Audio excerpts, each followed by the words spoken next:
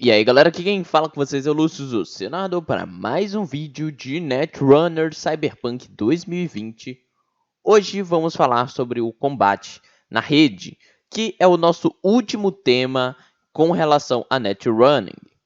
Caso vocês vejam esse vídeo e achem que ainda tem alguma coisa que eu não falei de Cyberpunk 2020, deixa nos comentários, porque depois desse vídeo aqui, meu foco agora vai estar exclusivamente em Cyberpunk Red para poder trazer ele aqui no canal para vocês, explicando tantas coisas quanto eu expliquei em Cyberpunk 2020. Eu sei que tem pessoas que me pediram para fazer um vídeo criando uma ficha de terminal, ok? Que essa é a ficha de terminal, ok?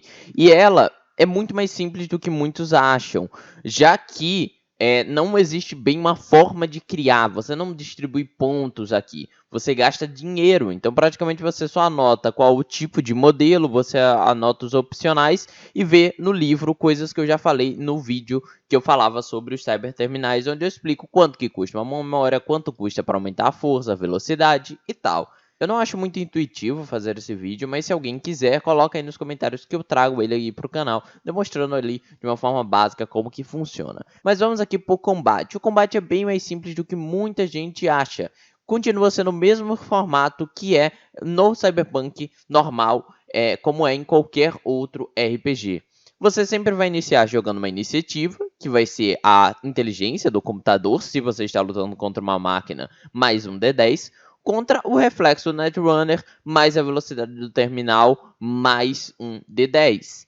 E isso é bem óbvio, né? Se você tiver várias pessoas, você vai fazer a mesma coisa que você faz em qualquer RPG. Você vai criar uma tabelinha ali com quem foi os primeiros, quem foram os últimos, e inicia-se no primeiro fazendo suas ações.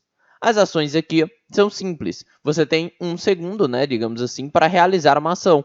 E essa pode ser qualquer ação listada no vídeo do menu, que eu já fiz aqui no canal.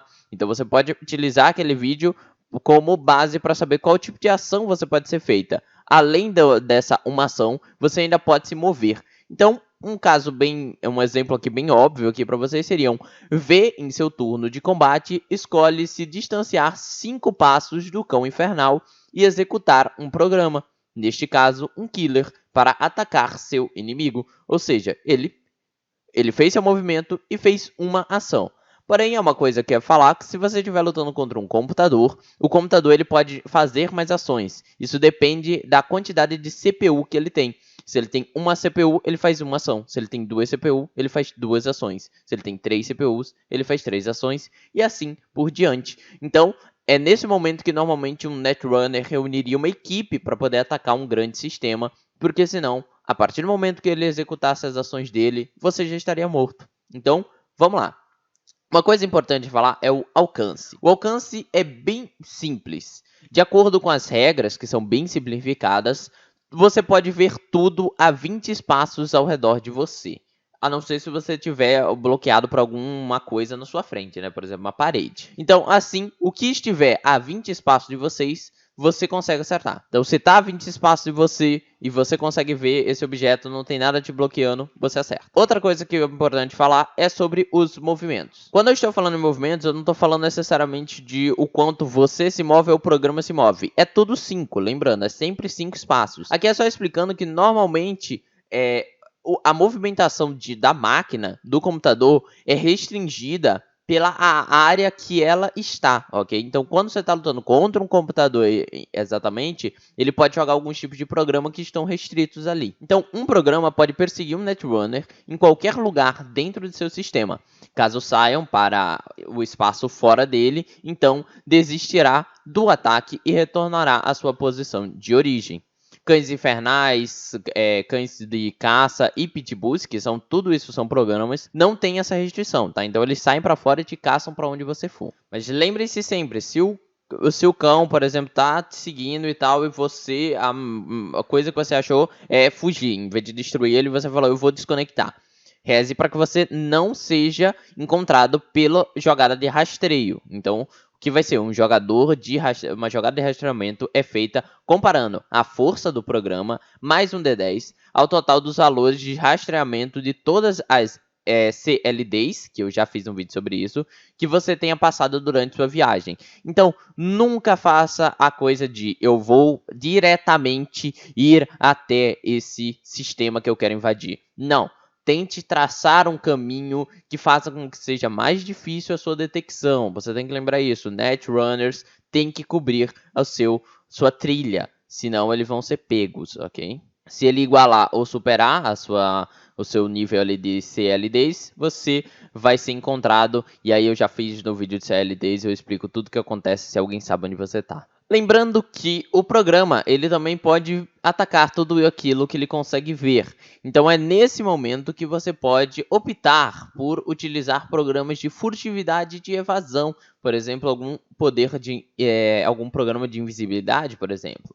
Então, para você não ser visto, você vai fazer o seguinte: vai ser a força do programa atacante mais um D10 contra a força do seu programa mais um D10. Quem ganhar, se ele bater os seus pontos, né? Se ele igualar ou superar, ele sabe onde você está. Caso contrário, você está bem, você está escondido, ok? Existem também os programas contra isso que são de detecção. Os programas de detecção podem ser usados para descobrir onde você está. Então, é dessa forma aí que a gente pode fazer essa intercalação entre os programas de atacante e o seu próprio programa. Praticamente isso, vai ser uma luta de quem detecta e quem consegue ficar furtivo, quem detecta. Quem ataca é quem defende. É praticamente assim que funcionam as lutas aqui. Então, outra coisa que eu tenho que falar é o ataque contra sistemas e cyberterminais utilizando a intrusão. Alguns programas são desenvolvidos somente para atacar sistemas e cyberterminais. Eles operam penetrando nos muros de dados que protegem o sistema e executam seus programas de ataque. Os antisistemas incluem programas de intrusão e antissistema, logicamente. Estes ataques são feitos da seguinte fórmula. Então, você dá lá uma olhada no livro, dá uma olhada no quais são os sistemas os antisistemas e você vai entender como esses programas funcionam na maioria das vezes. Então, nós temos aqui que você vai fazer um teste de força do programa atacante contra a força do muro de dados ou código mais um D10. Ambos os dois se utilizam mais um D10. Lembrando que alguns programas de intrusão são um pouco barulhentos que outros, então um morte sempre irá alertar o sistema que ele está sendo invadido, ok? Então, você atacou com morte, o sistema sabe que você está tentando uma ofensiva contra ele, ok? Um martelo, ele alertará o sistema se obter um resultado 8 ou 9 ou 10 em um teste de um D10. Essas jogadas, elas são feitas, né? Se precisar de uma jogada, elas são feitas depois de executar o programa. Então, mesmo se falhar ou se funcionar, você pode acabar sendo detectado. E a minhoca, por exemplo, alerta no 9 e no 10, ok? Então, o que usa antissistema? Decifrar uma porta, quebrar um muro, tudo isso é antissistema. Então, vocês conseguem pegar fácil como que funcionam esses programas. Os ataques antipessoais é aquilo que pode te matar. Então, ele vai te dar dano, ok? E é assim que funciona. A fórmula do ataque em si é a força do programa defensor mais inteligência mais interface mais um D10 contra a força do programa atacante mais inteligência mais interface mais um D10. O atacante vencerá caso obter um resultado igual ou maior o do defensor. Então, nessa situação, por exemplo, aí a gente já vê que o atacante já é igual ou maior. Então, vocês têm que ter essa questão que Cyberpunk ele acaba se confundindo muito nesse aspecto. Em vez de fazer uma definição geral de tipo assim, sempre o atacante tem que igualar isso ou superar, eles fazem uma baita de uma mistura. Às vezes é o defensor igualou ao de defensor, o defensor ganha, às vezes. Então, se vocês quiserem definir algo na mesa de vocês, eu recomendo muito para não dar muito problema, ok? Antiprogramas é algo simples, é praticamente um killer contra um cachorro, né? Um cão infernal. Você vai tentar destruir ele. Se você atacar ele e então você tenta atacar ele, você atingiu o cão infernal, você vai fazer o seguinte, ele vai perder um ponto de força. Quando a força dele chegar a 0, o programa foi suspenso, né? Ele se dispersa. Então, vamos lá, usei um killer contra um cão infernal, o cão infernal tem 2 de força. Acertei meu killer, ela agora tem 1 de força. Joguei killer novamente no meu outro turno, ele zerou para 0 de força, o cão foi dispersado. Então, é assim que você também pode fazer essas outras questões, ok?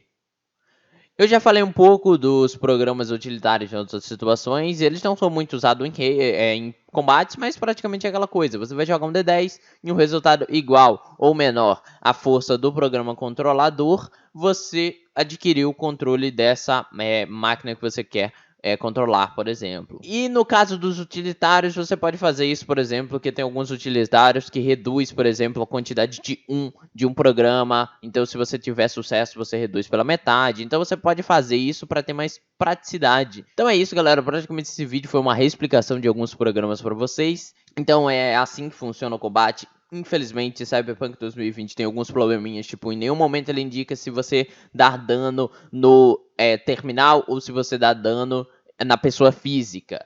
Creio eu que pode ser ambos os dois, dependendo da situação ali, porque eu já fiz alguns combates dando dano na pessoa física e os danos parecem ser um pouco baixos, eu diria até, para um sistema que fala tanto que é fácil morrer e tal. Não explica muito bem, e por isso que muita gente pode me perguntar, pô, mas aí se meu terminal zerar, eu morro, eu não morro, eu sou desconectado. Não explica, simplesmente o Cyberpunk 2020 não explica.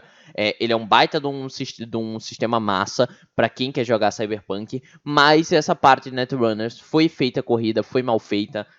Ela, tipo, Cyberpunk ele tem bons pensamentos, só não sabe executar nenhum. Então, eu espero muito que Cyberpunk Red possa fortalecer esses aspectos que deixam a desejar no 2020. Espero conseguir já trazer aqui, daqui a 1 ou 2 semanas, Cyberpunk Red aqui pro canal, para vocês poderem entender como que vai a vibe, que é bem semelhante, mas agora bem explicada e moderna. Então é isso aqui que eu falou com vocês. Foi o Lúcio, o seu narrador. Quero agradecer a todos vocês que assistem vídeo de Cyberpunk, que já faz muitos anos que Cyberpunk é um dos carros chefes aqui do canal. E é isso aqui que falou com vocês. Foi o Lúcio, seu narrador, e fui.